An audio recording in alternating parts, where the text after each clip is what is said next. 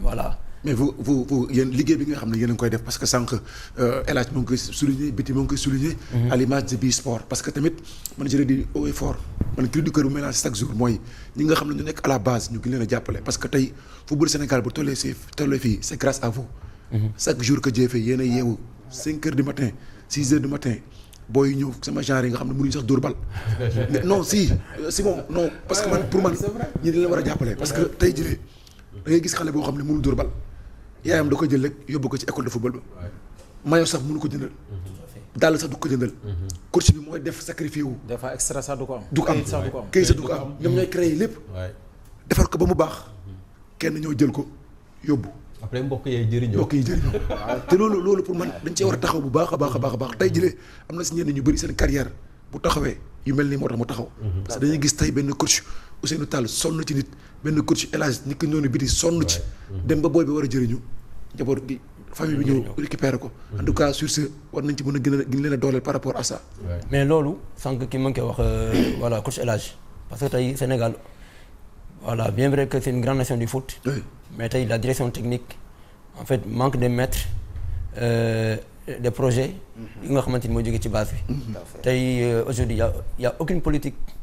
daanaka voilà sportive bi nga xamante ni peut-être que ñoom lañ koy définir ne voilà à partir de U15 voilà ñëpp dañu war a topp cette ligne de conduite amul voilà léegi nag voilà fa la ñuy tirer chapeau au président des académies parce que ñoom tey au moins tey dans toutes les académies tey képp ku ci nekk am nga benn directeur technique bi nga xamante ni de mettre en place la politique sportive du club voilà moo ñu permettre tey boo demee Dakar Sacré-Cœur am na fa tey génération foot voilà am nañ fa tey boo demee tey Bi-Sport am na fa mais peut-être dans les équipes traditionnelles ba léegi ñoo tardé voilà suivre ci loolu mais au moins ñoom ñu ngi jëm def effort di copier dans les académies waaw mais tey bon boo demee tey exemple tey Bi-Sport U15 bi ni muy joué wala U11 bi ni muy joué moom la équipe première bi di joué waaw parce que benn ligne de conduite la bi nga xamante ni dañ fa tënk tous les éducateurs ñoo xam ne kat fii la ñu war a jaar voilà pour àgg fii voilà mais loolu nag boo ko amul lu mel ni tey équipe nationale des fois day xaw a compliqué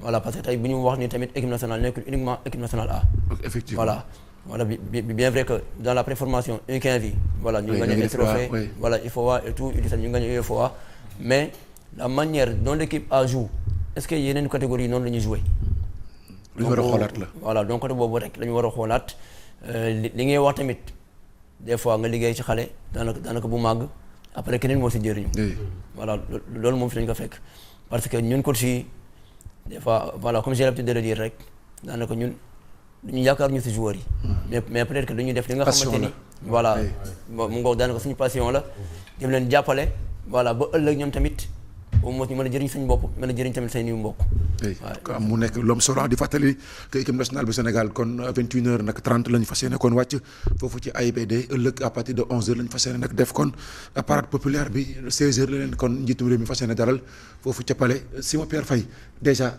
ñu wax ci équipe nationale bi ak gestion bi parce que c'était pas tout évident Pape Thiaw l'a toujours évoqué 28 jours laa yóbbu 28 titulaires et il l'a démontré durant toute la compétition. et Pape Thiaw réussir na beneen boo xam ne les gens n'en parlent pas souvent. moom moo gagné woon CHAN bi. CHAN bi effectivement l'Algérie pays organisateur. Oui. Il a remis avec le Maroc avec disons la CAN senior entre guillemets oui.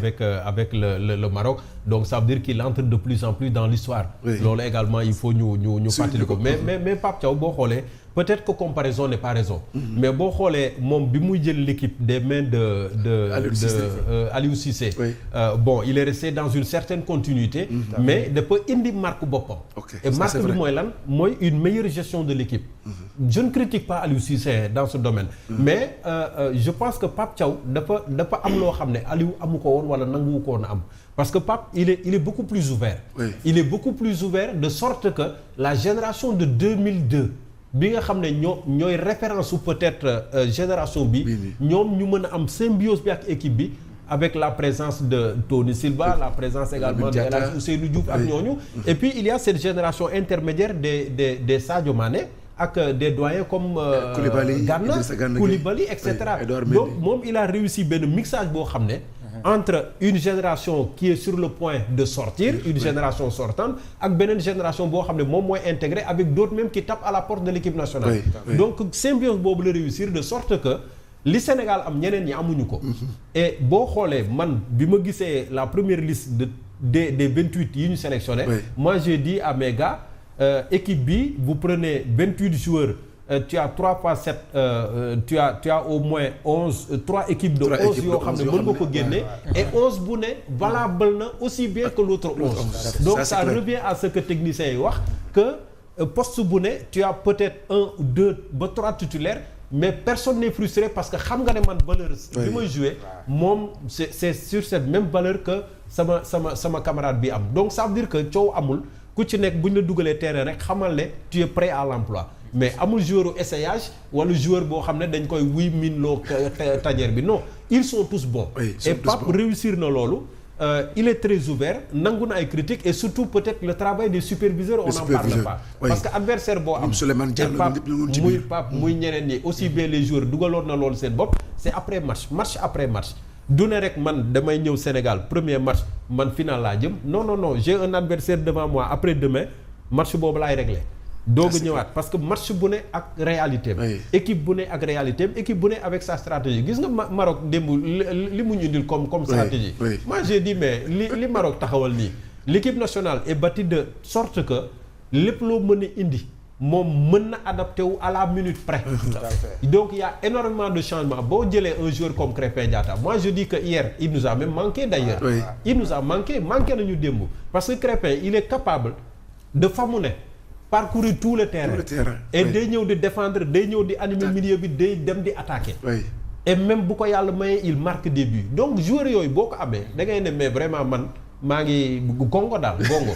Et je pense que qualitativement on a une très bonne équipe. Pape Thiaw réussir na ko et Pape Thiaw je pense que nañ ko gën a encourager. Il est très serein il est très calme. Il est très ordonné parce que match bi nu mu mënti mel. Tu le vois toujours présent. Et il joue son rôle et harangue les joueurs day wax ak ñoom wax ak les arbitres yi nga xam ne ñoo fa nekk ay inspecteurs lañu ay contrôleurs lañu.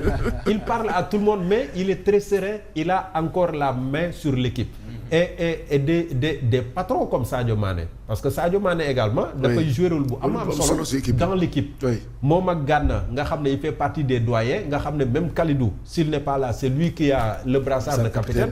Donc ça veut dire que joueurs yooyu également am nañu rôle bu am solo boo xam ne ñu ngi koy jouer ci biir xale yi et xale yi nekkatuñu xale. Parce que même les xale Ibrahima Mbayo Mamadou Sarr ñooñu ñëpp mais dans leur club ils sont titulaires et dañuy cartonner. Mais Mamadou Sarr c'est le capitaine de Strasbourg. Et Mamadou Sarr mais c'est un bon intérimaire ministre de la défense. Un intérimaire de valeur boo xam ne mais quand même donc joueurs yooyu boo ko amee da ngay ne vraiment Sénégal moom sant yàlla mais laf cat li ci des encore on a des succès devant nous. Voilà nañu gën a